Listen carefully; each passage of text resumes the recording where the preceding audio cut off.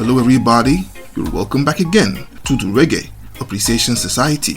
One bright morning in 1976, the great Joseph Hill was taking a ride on a bus to his day job when he was struck by an apocalyptic vision of divine judgment and chaos that was about to hit the world.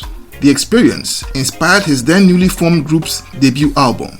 And while there have been countless reggae compilations that have been super relevant to the culture, I can say that none of them have been as musically triumphant and brilliant, while at the same time capturing a definitive moment of mass fear, uncertainty, political tension, and global dread like the unforgettable 2/7's Clash. This masterpiece has been hailed by music critics and fans alike as the greatest debut album in reggae history. It featured the sublime vocal stylings of the culture trio who, except for founder Joseph Hill, were basically amateurs. But I believe it was that factor that indeed saw them deliver their prophetic messaging with a raw, unpolished intensity that made it such a highly rated and seminal roots reggae piece. And don't even get me started about the masterclass of instrumentation from arguably the ultimate studio session band of the golden era. But for all its sonic excellence, it's on record for being the most societally impactful. The concept of art imitating life is nothing new, but is almost unheard of for art to literally bring life in a country to a total halt, as it did in Jamaica upon its release. The impact wasn't just local, mind you, as it formed the soundtrack for the UK's most powerful counterculture movement of the 70s in the punk wave. In fact, this album became the catalyst for the unbreakable cultural alliance between UK punk rock and reggae that produced numerous anthems on both sides of the genre. Let's take a look at Culture's 2/7's Clash, the album that shook the world. Now, as I said earlier, this whole thing began with none other than Joseph Hill in 1976.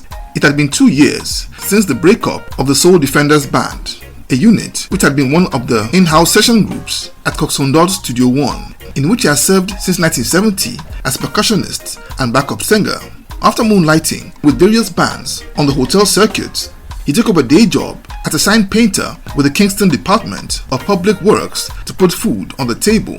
As the story goes, he linked up with his electrician cousin Albert Walker and their construction worker friend Kenneth Days and formed the group called the African Disciples, which they renamed later as Culture to reflect their devout Rastafarian beliefs and conscious leanings, reflective of those turbulent days in Jamaica. By 1976, the whole island was a mess and falling apart with severe economic problems and terrible violence as supporters of the PNP and JLP political parties clashed in the streets and divided Kingston into garrisons. Bob Marley himself barely escaped with his life and fled into self-exile in Britain for almost 2 years. Putting it lightly, the atmosphere in Jamaica was thick with tension as the masses all had a feeling that something terrible was about to happen.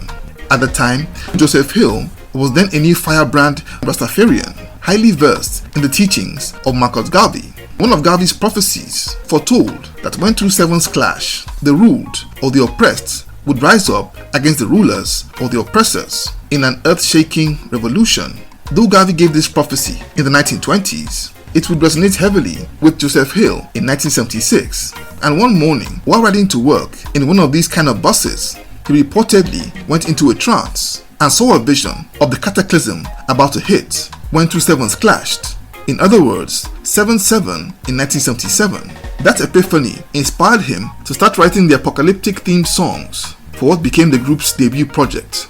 They had just aced an audition with producer Joe Gibbs, and after recording a song called See the Macomb that became a big hit in the charts, they were taken into the studio to record the songs for a full album.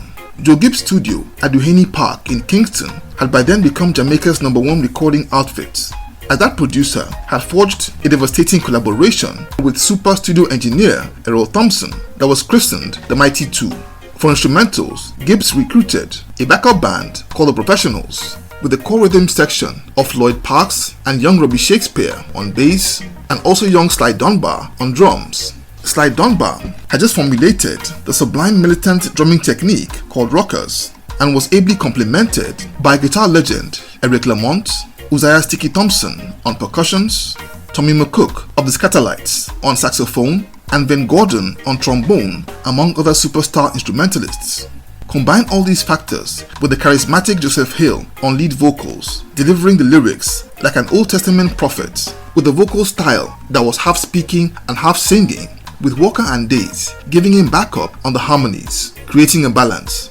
And what you get is one of the greatest albums of reggae's golden age. This was fundamental and definitive roots reggae with an unpolished edge that made the apocalyptic lyrics even more relatable. This album came out in 1977 and became a massive critical and commercial success, with tracks like Natty Dread Taking Over, Ja Pretty Face, and Black Starliner Must Come, all resonating with the public's dread about the chaos in Jamaica that looked to everyone like the end of the world.